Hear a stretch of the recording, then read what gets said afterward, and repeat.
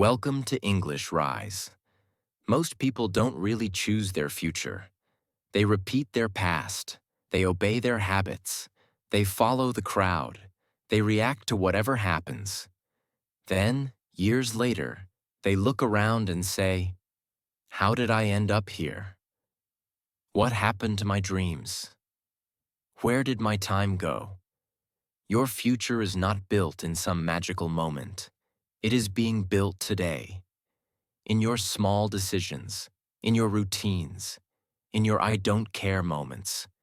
You are not as stuck as you think, but you are also not as free as you pretend. Because your future is being written by what you repeatedly tolerate. You might say, "But I didn't choose my family. I didn't choose my country. I didn't choose many of the things that happened to me." True. You did not choose your starting point, but you are choosing your direction every single day. Every time you avoid responsibility, delay what matters, stay where you are not growing, accept less than you know you can be. You are choosing a future, not with words, with actions. Part 2. Your future is hiding inside your habits. If you want to see your future, don't look at your dreams. Look at your habits. Dreams are beautiful. Habits are honest. You can say, "I want to be fluent in English. I want to be healthy. I want to be successful. I want to be free." But if your daily habits are scrolling more than you study, eating more junk than real food, talking more than you work, complaining more than you change, then your future will look much more like your habits than your dreams. Your future is hiding in how you wake up, what you do when you're tired, what you do when no one is watching, how you handle boredom, how you react to discomfort. That's where the real story is. People love to imagine a different future. Few are willing to live a different day. But that is the only place where the future changes. Inside your next 24 hours. Part 3. The lies that steal your future. There are a few lies that quietly destroy your power to choose your future. Here are 3 of the most dangerous. Lie 1. One day I will learn English. One day I will travel. One day I will start my business. One day I will take care of my health. One day is a comfortable fantasy. It makes you feel good now because you believe you are still going to do it. But it costs nothing. You don't have to suffer. You don't have to change. You don't have to act. So, one day becomes no day. Your future is not built on one day. It is built on, "Today, I will do something small about this." Lie 2. Next year will be different. People love the idea of a new year, a new phase, a new cycle. They think, "Next year, I will be more disciplined. Next year, things will change. Next year, I will be serious." But next year is just later in the same movie. Unless the main character changes. If you don't change, nothing really changes. Next year won't save you.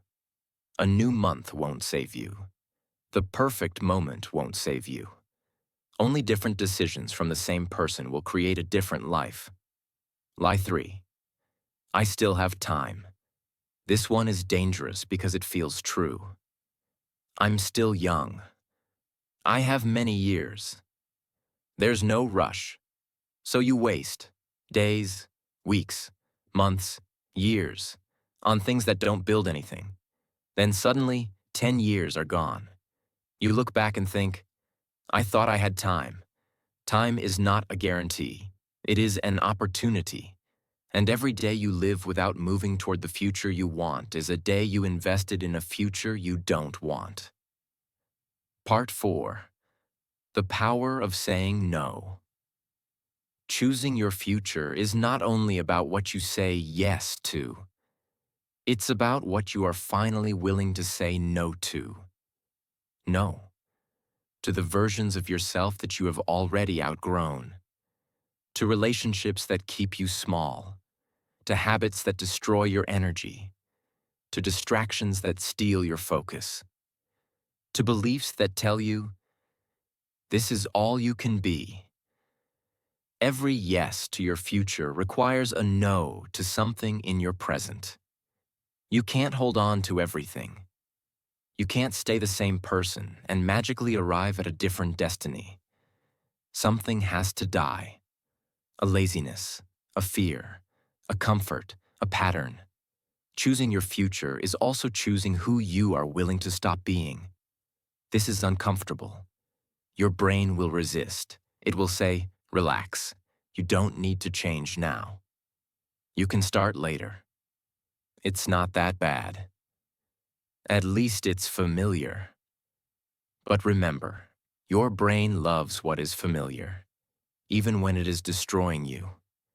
The future you want is not familiar yet. You will have to choose it before it feels comfortable. Part 5. Designing a future, not just wishing for one. Let's move from philosophy to practice. Choosing your future starts with clarity. You don't need a perfect plan, but you need an honest direction. Ask yourself in simple words, in 3 to 5 years, how do I want my life to be different? Think of your work, your body, your mind, your relationships, your finances, your skills, like English. Don't write a fantasy. Write something that scares you a little but still feels human. Then ask, what kind of person would I need to become to live that life? More disciplined? More courageous? More focused? More emotionally stable? More honest? That question is more important than the goals themselves, because your future is not a place you visit. It is a person you become. Now bring it closer.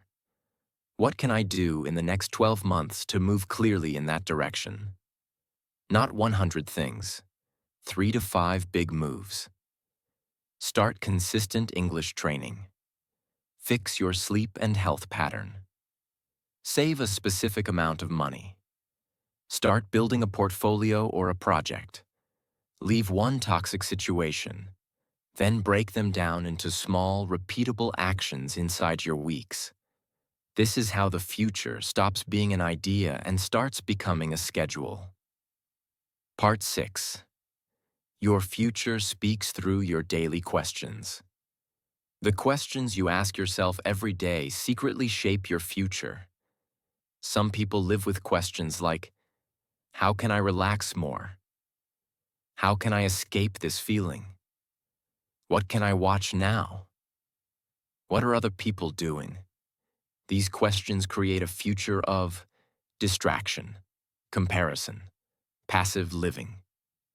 Other people start asking, what matters most today?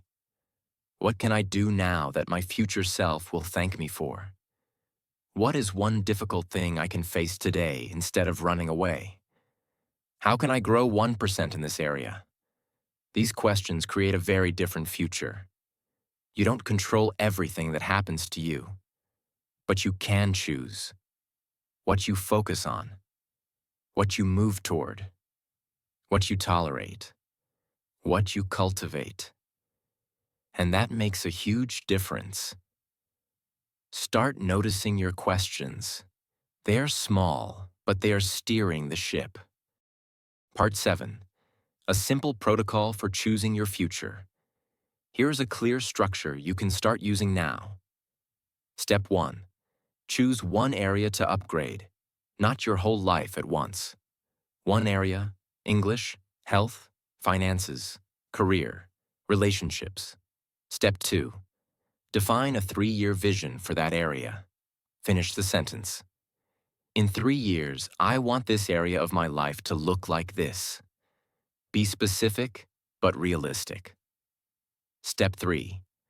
Define your 12-month shift. What needs to be true 1 year from now for me to be clearly on that path? Again, simple sentences. Step 4. Transform it into weekly actions. Ask, what small actions can I repeat every week that make this future more likely? Examples. For English, 5 days a week of real practice, minimum 20 minutes. For health, 4 days a week of movement, reduce specific foods, improve sleep. For finances, track expenses weekly, save a fixed percentage, learn one new skill that increases your value. Step 5. Remove one thing that blocks this future. Choose one obstacle and cut it or reduce it. Night scrolling, a specific habit, a specific environment, a waste of time you already know. Small but concrete. The point is not perfection. It's direction. Part 8. Your future is watching you. It's easy to think of your future as something far away. But imagine this. There is a version of you 5 or 10 years from now, looking back at today. Watching you. Choose the phone or the book. Choose to practice or to postpone. Choose to stay where you are or take a small risk.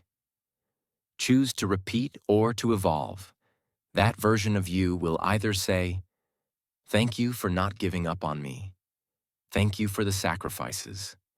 Thank you for the discipline. Thank you for the courage." Or, "Why did you abandon me? Why did you pretend I didn't matter? Why did you waste so much time on people and things that never cared about you?" Your future is not a theory. It's a person who will live with the consequences of your current choices.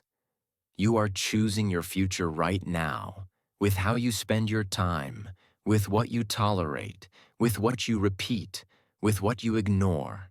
You don't control everything. Life will still surprise you with beauty and pain. But inside that chaos, you still have power to aim your life in a direction you respect, to become someone your future self is proud of, to stop waiting for miracles, and start making better choices. You've reached the end of Choosing Your Future here on English Rise. Today, you didn't just train your English. You looked at the quiet way you've been cooperating with a future you maybe don't want, and how you can change that starting now, not one day. Use this video as a tool. Listen again while planning your week.